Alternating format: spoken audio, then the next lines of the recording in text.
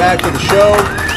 As you know, this season we are sponsored by OutSick, and we have a national OutSick competition going on across the country. And this week's OutSick winner is Robert Weingarten from Santa Cruz, California. Yeah.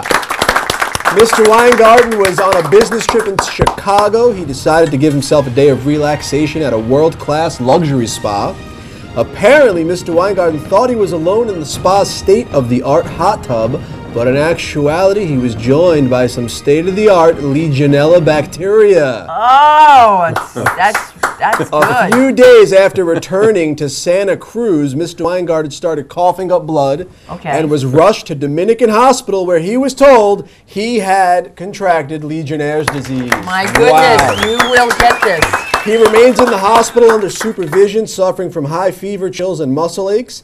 Should he survive, Mr. Weingarten said he will continue to go to hot tub parties and spas until he finally finds one that kills him. So he's this week's winner. He is a true champion. That's fantastic. We are sending you an autographed copy. Your prize is OutSick, the home edition.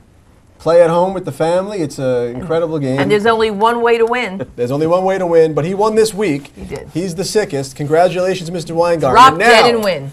Joining us on the show, we have comedy writer and author of the book, The Me Generation, by me, Ken Levine. Welcome, Ken. Oh, thank you. Thank you. It's really an honor to follow Legionnaire's disease. Thank you. It is. What was the biggest disease in the 60s? The biggest disease in the 60s was probably the Vietnam War. That's true. That's true. Yeah. And it was contagious. Yes, it was. It was really contagious. contagious. A lot of people caught it, yeah. Well, you know, people are now fascinated with the 60s. Everything's gone retro. And for you, it's just like, I've been there. Yeah. I grew up in the 60s. You know, the 60s were a great turbulent time. And anytime you read a book about them, it always reads like a history book. You know, then the Kennedy assassination, then the Beatles, then the hippies. But there's no books that really talked about what it was like to actually live in the 60s. And so I thought, well, you know what?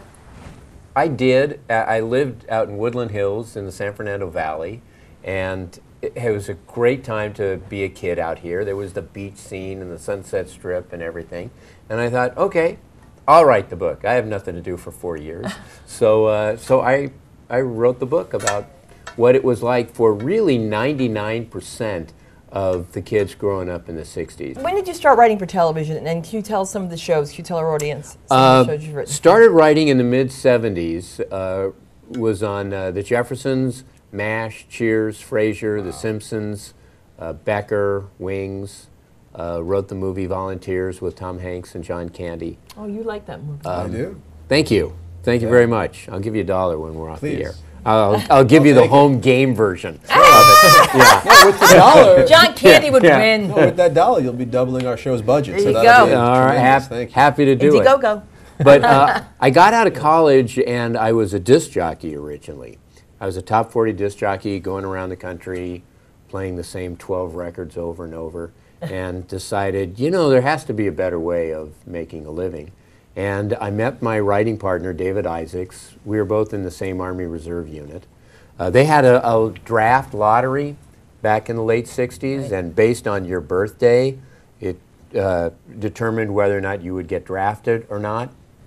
So it's like if they selected you like 1 through 150, chances are you would get drafted, and if you were like 245, you were pretty safe. I was number 4. Yeah, I saw that. You Yeah, were number 4. That's I was number 4. So I got into a reserve unit, and I met my partner, and we decided to just try writing. And neither of us knew anything about it. I had to go to a bookstore in Hollywood and get a book and get a script to even see what a TV script looked like.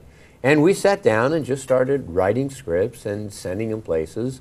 And eventually, the Jeffersons. I mean, who better than a couple of Jews writing the Jeffersons, right? Who better? That's right. So that's how we got our first job. And So why'd you get a job? Oh, wow. Thank you, Sunda. I love the chemistry here. Sunda loves the Jeffersons because she's a dry cleaner expert. That's true. Oh. I am. Would you have to do some research? I used to work dry with dry cleaning cleaners. research. Oh, okay. Yeah, Research. No, in fact, we We were in the Army Reserves when we got the assignment to write the Jeffersons. No way. And we had to turn in the script in like 2 weeks, but those were the 2 weeks that we were going on our Army summer camp. So we wrote the script in the barracks at Fort Ord. You know, you have 40 guys and they're all playing their music and smoking pot and making noise, and my partner and I are sitting on a bunk and Not smoking pot. we're right, not smoking pot. We're just, you know, Wheezy, come over here. We're we're writing the Jeffersons, and so that was our first script.